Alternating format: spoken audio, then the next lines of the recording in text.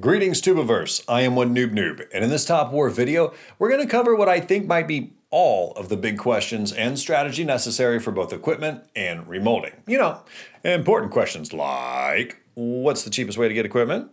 What's the best strategy for crafting and equipping equipment? What's the remolding thing, and should I even care? I'm a free player. We'll come back to that. And last, but I feel certainly not least, and all this time this stuff has been out, why hasn't anyone at River Game fixed the spelling? Since Remoulding has been out for, like I said, years now, and it's still got a U in it where it doesn't belong. It is spelled wrong. Okay, so I'm sure someone's going to tell me in the comments that the fourth question is just a spelling difference for certain countries. And over here in good old-fashioned America, we speak a dirty version of English. I mean, it is, that's fair, but I think it's kind of cute. At least we're trying with the whole wordsy thingsies and whatnot. And despite all that, you know, because of that, I'm actually wrong on the spelling. But Mr. Microsoft says I'm right. Let's not dwell on the fact that he was built here in America. So go ahead and let me know why I'm wrong about that in the comments. I actually would like to know that answer and refuse to Google it. So equipment has been out for years now, okay? And as people get to understanding how battle stats work, they inevitably ask why they should care about equipment and remolding at all. I mean, when you look at something like 100% attack boost, it isn't exactly something that would make you want to toil away in gathering materials for over months just to get your hand on that spiffy increase, right? Not so fast, Skippy. Veterans have figured out that the attack boost, this is weird, is worth more in equipment because it's in equipment versus just a 100% attack increase. Yeah, it's weird, but wait, there's more. I feel like, you know, that's weird. So the common thought is that it's worth about twice as much. So there's that. Now, personally, I don't know if it's true. I can't peel back the layers of the developer's code. But it does seem to make a lot more of a difference when you're looking at how you do in battle. And there's a whole lot more value than that for you if you just stay with me, okay?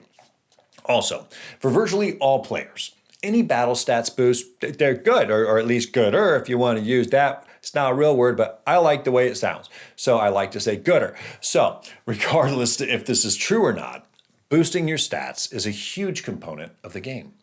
Equipment takes a very long time to build up, and remolding, oh, that's a whole other issue that we'll get to at the end of this video. But I will say that remolding is absolutely not just for pay players, okay? I don't know where that came from, but I think I'm going to dispel that in this video. Getting equipment for me is something that I've refused to pay for up to this point. Now, with that said, when I get access to that pulse jammer, I'll buy it. But I really hope it's a long way away. Gaining VIP level isn't really something I personally celebrate, but VIP level 12 is the only place where you can get your hands on one. One day, sadly, I'll likely get there. The strategy I recommend for getting blueprints, building equipment, and even remolding is pretty simple. As a matter of fact, there's only 4 parts to it. Number 1, use the Baking Master event to get free purple blueprints. It comes around often, and if you're doing a good job in storing up VIT capsules, you can get a purple blueprint every single time this thing comes around. You should be doing this, especially if you're a new player. Number 2, gold blueprints. I only grab these in Terra Aurora and Eternal Lands in the store there. Again, that's free. Yeah, I kind of sang it. I had to. That event doesn't come around often, you know, which is good because it's a really in-depth event. And you can only get 1 box each time it happens. Also, on top of that, it runs in a particular type of rotation of what kind of gold equipment you can get, so be mindful of that. That's okay for me, though, because I haven't spent a dime for any of my equipment, and I haven't spent anything on materials. Gold blueprints take a long time to get the resources for, so there's no rush for me in getting them faster through buying. If it seems like the free route is doing you wrong, and you're faced with grabbing another free one, but you'll have to apply it to another unit type, that's also fine, because remolding opens up when you have 4 gold equipment pieces built. Doesn't matter if you have a full set on 1 unit type or not, you just need 4 in total before the option opens up. You will, however, want as a priority a full set of your main unit type to make remolding work for you the best way in the long term. This is one of the few times when I agree with buying gold equipment blueprints, and collaboration events are one of the best ways to do this if your back is against the wall, but I don't like you leading with it. I like it to be something where you're like, oh, I got no choice now because I've got all the free ones and I'm in trouble. That's how I like you to do it. Still, regardless of spending or not, getting to remolding is doable for all free-to-play players. And it can be pretty good. Stay with me again. Number 3, always be making materials. I mean, always and forever and ever and ever and ever and forever and ever and ever. Like always be doing it. It takes 2.5 hours to make 10 of any material. And luckily, you'll pick up a lot of boxes with materials in all kinds of events. Reality is that this can be a very long-term build, and the returns can be worth it, especially, again, if it's free.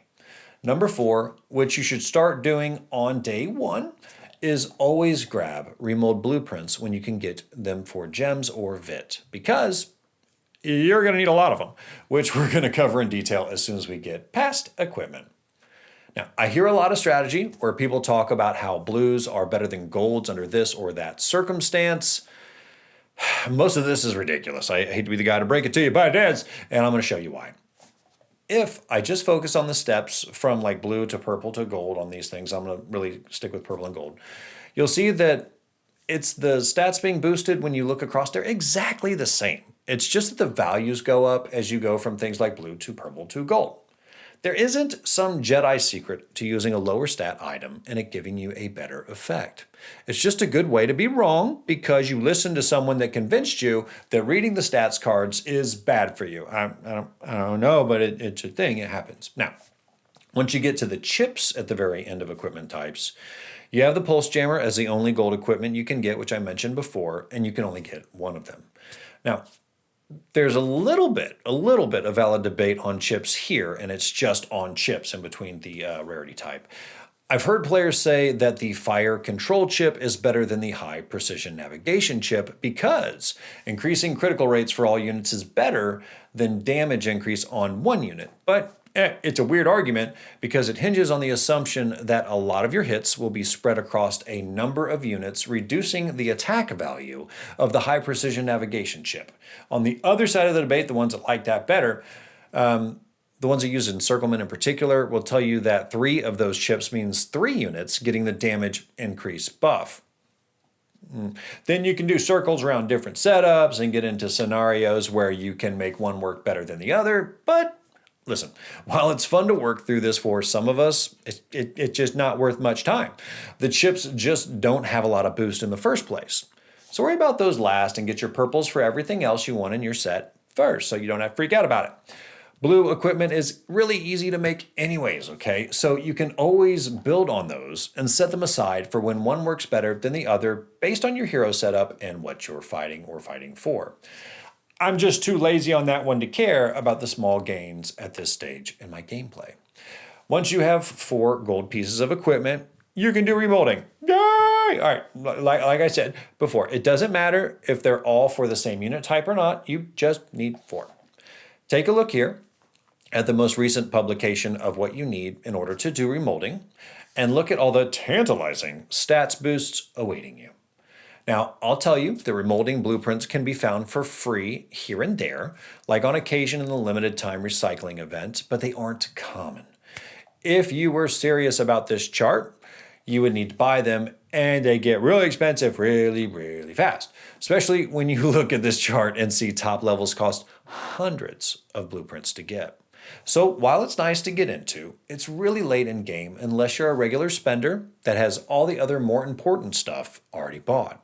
Now, in terms of more important stuff to buy, I have a video guide on best things to buy in-game if you are a spender, in order of importance if you want to get a pretty good idea of just how far away buying these would sit for you. I don't even mention remolding in that video because it's not worth anything to me based on how I budget for the game, at least not where I'm at right now.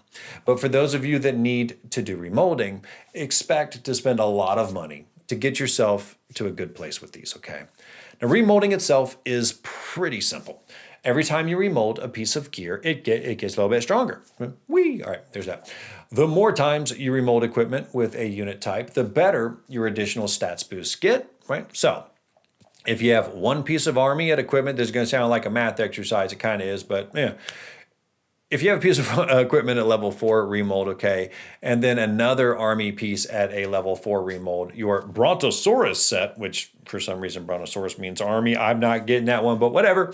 It has a remold level of 8, which is going to get you an additional on top of that, get you 100% army HP boost on top of the level 4 individual boost for each equipment type that you leveled up.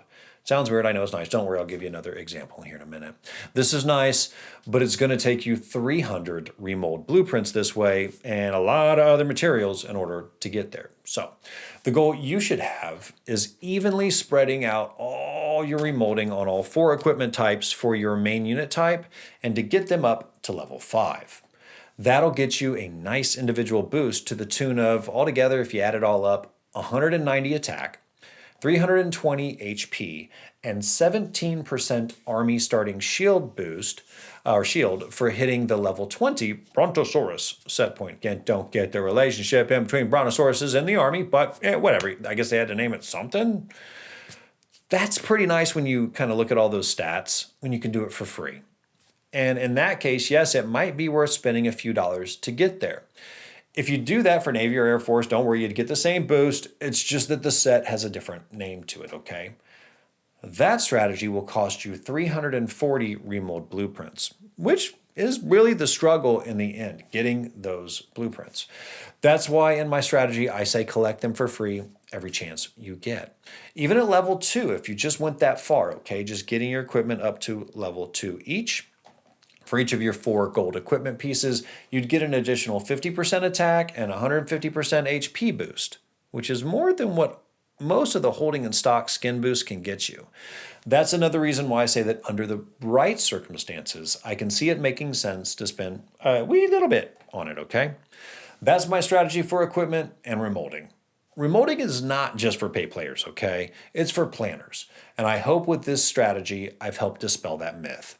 If you pass up on remolding blueprints for years because you don't think it's going to matter to you and because people told you that it won't, well, it's going to make you a little, let's say, what's the right term here? Pissy, I guess, when you get there. So yes, plan to get there and grab blueprints when you can. But no, don't spend money on remold blueprints unless you have the other more valuable things bought that I linked in my video at the end of this. Just keep it in your head as something worth getting for free with proper planning as a regular part of your routine. I also think it's a great boost for you later in game. There's that. Also, spread out your remolds across your unit types evenly to get the biggest boosts for the least amount of blueprints. That's the smartest strategy that can be done for free or just a little bit of money, in my opinion. Then there's the whole weird chip argument. Remember that in the beginning of this. That becomes something you forgot ever happened. It's like a distant memory. And instead, you'll probably start wondering why those people didn't share this video with you is the right strategy to spend your time on in the first place. This will take time to do in the free strategy, but yes, it's worth it if you do it right. You'll only get your main unit type geared up this way, but hey, over time, maybe our dear devs, it would be nice, will give us more free and grind-worthy ways of earning remolding blueprints as we grow in game. So let me know your thoughts in the comments below. Please throw me a like, subscribe, and leave a comment if you want to see more videos from me. It helps my channel out a lot, and it's free. Also, come on over to our Discord for more Top War talk. Just click the little Discord link, and you'll get magically teleported there. Now, if you want to watch my buy guide video first, no worries. The Discord link is at the end of that one too. I kind of put it in a lot of places. I promote it. So thanks for watching, on all your support. It really means the world to me. And until next time, Tubiverse.